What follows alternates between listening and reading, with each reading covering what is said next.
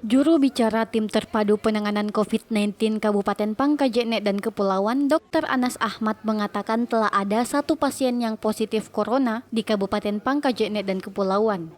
Pengumuman tersebut disampaikan di posko gugus tugas COVID-19 yang bertempat di kantor Badan Penanggulangan Bencana Daerah Kabupaten Pangkajene dan Kepulauan pada Rabu 1 April 2020.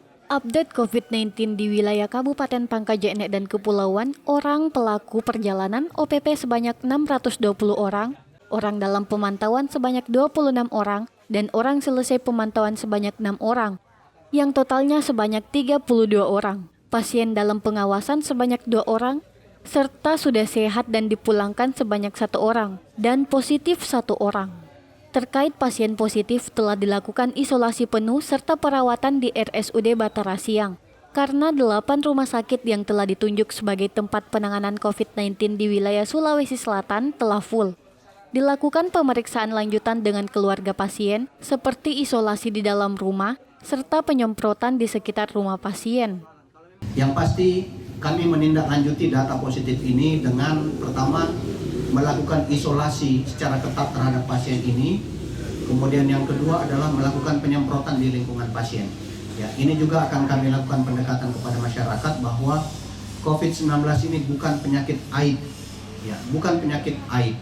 Kita hanya ingin mengetahui agar penyakit ini bisa kita proteksi, tidak menular kemana-mana, tidak menular ke orang-orang lain dan mengorbankan orang lain di sekitar rumah pasien.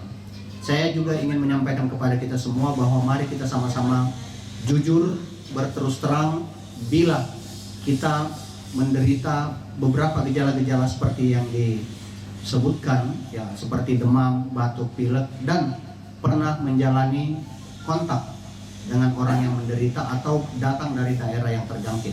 Ini juga dalam rangka untuk pertama memudahkan kita untuk melakukan tracing pelacakan, yang kedua melindungi pasien, dan yang ketiga juga melindungi petugas kesehatan. Karena begitu ada pasien yang datang, begitu ada orang yang datang tidak berterus terang, maka yang korban itu adalah petugas kesehatan. Ini adalah kepada seluruh masyarakat di sekitar wilayah rumah pasien, ya, agar tetap tenang, ya, termasuk di masyarakat Pangkep agar tetap tenang. Kemudian mari kita sama-sama mematuhi edaran atau himbauan Bapak Bupati agar kiranya tidak keluar rumah jika tidak penting dan tetap melakukan jaga jarak antar sesama, apalagi orang-orang yang kita curigai mengalami gejala-gejala klinis seperti dengan COVID-19. Juru bicara Tim Penanganan COVID-19, Dr. Anas mengatakan, merilis situs yang di dalamnya melakukan deteksi dini yang menghasilkan status atau kategori COVID dengan cara menjawab beberapa pertanyaan yang diharapkan dijawab secara jujur, yang dapat diakses melalui http://rsudbatarasian.id. Dari Kabupaten Pangkep, Sulawesi Selatan, Pangkep TV.